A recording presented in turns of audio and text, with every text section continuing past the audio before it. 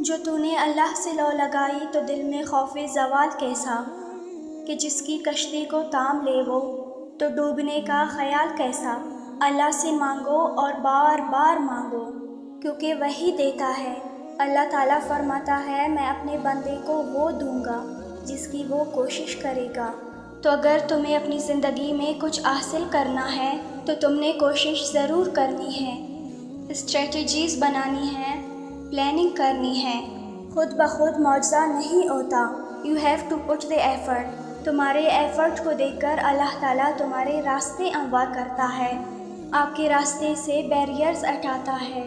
اب آپ کا یقیناً یہی سوال ہوگا کہ پھر اللہ نے دعا کرنے کا کیوں کہا کہ تم دعا کرو میں تمہاری دعا قبول کروں گا۔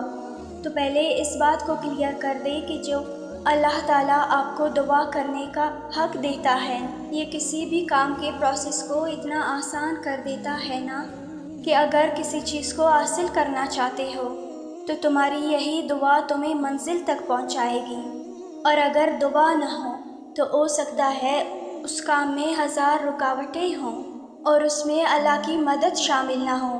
یعنی آپ نے ایفرٹ ضرور کرنی ہے اور اس کے ساتھ دعا بھی کرنی ہے کہ اللہ میرے لیے اس کام میں آسانی فرما، میرے راستے سے اس رکاوٹ کو ہٹا دے، میرے نصیب میں اس چیز کو لکھ دے۔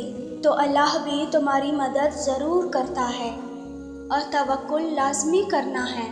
توکل سے کبھی محروم نہ ہو، یقین پکا رکھو گے تو حیران کن معجزے بھی دیکھو گے۔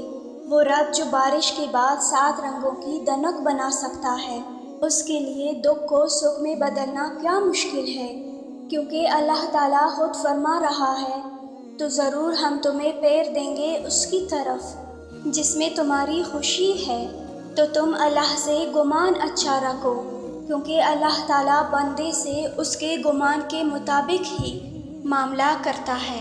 تم بے فکر ہو کر اپنے معاملات اس کے سپرد کیا کرو، اور اگر وہ اس میں بہتری سمجھتا ہے تو وہ گنجائش نکالتا ہے۔ تم اپنے مسئلوں پر کہو، قرآن کہتا ہے ہمیں اللہ کافی ہے اور وہ بہت اچھا کارساز ہے۔ یہ دعا دل کا بوجھ ایسا ہلکا کر دیتی ہے جب آپ اللہ کو اپنا وکیل ٹھہراتے ہو اور تم یہ بھی جانتے ہو کہ وہی تمہارا جج بھی ہوتا ہے اور وہی بہترین فیصلے کرتا ہے۔ آپ صرف ایفرٹ اور دعا جاری رکھو، اسباب بنانا اس کا کام ہے۔ تم اپنے رب پر ایک بار بھروسہ کر کے تو دیکھو، تم بھی دیکھو گے اپنے زندگی کے خوشیوں بھرے دن۔ اپنے اللہ سے اچھا گمان کر کے تو دیکھو۔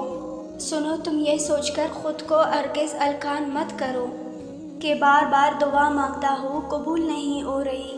یاد رکھو تمہاری دعائیں عرش پر جا چکی ہے، کہ اللہ کی مدد ایسے ذریعوں سے تم تک آئے گی کہ تم خود بھی حیران رہ جاؤ گے۔ اللہ پاک ایسی تقدیریں بدلے گا تمہاری کہ تمہاری زندگی بھی مکمل ہو جائے گی۔ وہ ایسے کن کہے گا کہ ہر دعا سن لی جائے گی انشاءاللہ۔